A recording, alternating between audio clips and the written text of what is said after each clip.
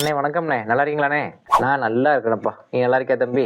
நல்லா இருந்தால் எதுக்குண்ணே மெடிக்கல் ஷாப்புக்கு வரப்போகிறோம்? உடம்பு அப்படியே அணத்துற மாதிரி இருக்குண்ணே. ரன்னிங் நோஸ் லைட்டாக ஆரம்பிக்குது, அதுக்கு நல்ல மாத்திரையை கொடுங்க.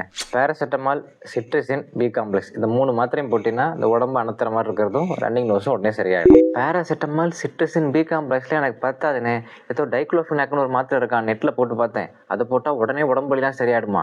எனக்கு 3 நேரமும் அந்த மாத்திரை கொடுங்க, நான் உடனே உடம்பை சரி பண்ணிட்டு நாளைக்கே வேலைக்கு போகணும். என்னது, டைக்ளோஃபெனாக் மாத்திரை 3 நேரம் போட போறியா? 3 நேரமும் அதை போட்டினா நாளைக்கு நீ சீக்கிரம் வேலைக்கு போக முடியாது, உன் கிட்னி தான் வேலை செய்யாமல் போயிடும். ஐயோ, அப்போ அது கூட ஆன்டிபயோட்டிக் சிப்ரோஃப்ளாக்சினாவது போட்டு கொடுங்கண்ணே. 2யும் சேர்த்து போட்டாவது சரியாயிடும் சீக்கிரம் எனக்கு. ஐயய்யய்யே, இது அதை விட ஆபத்தான காம்பினேஷன் ஆச்சு.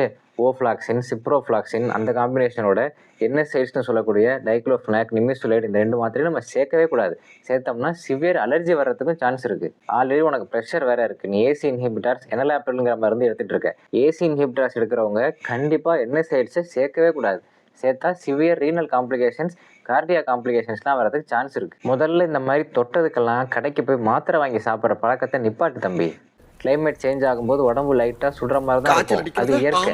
பைக்கில் பனியில் போயிட்டு வரையா, லைட்டாக ரன்னிங் நோஸ் தும்மல் வரதான் செய்யும், அது இயற்கை. இப்போ அடுத்த 3-4 மாதம் சளி சீசன் தான்.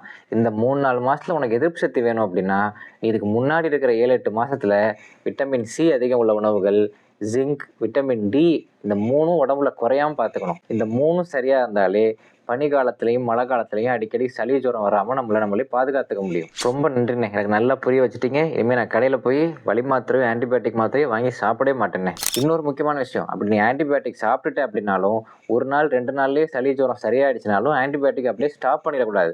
அந்த ஃபுல் கோர்ஸை கம்ப்ளீட் பண்ணணும். அப்போ தான் ஃப்யூச்சரில் ஆன்டிபயோட்டிக் ரெசிஸ்டன்ஸ் வராமல் நம்ம தடுக்க முடியும். இவ்வளோ விஷயம் இருக்குது ஆன்டிபயோட்டிக்ஸில். சும்மா எடுத்தோ கவுத்தோன்னு கல்ல மிட்டாய் வாங்கி சாப்பிட்ற மாதிரிலாம் ஆன்டிபயோட்டிக் வாங்கி சாப்பிடக்கூடாது.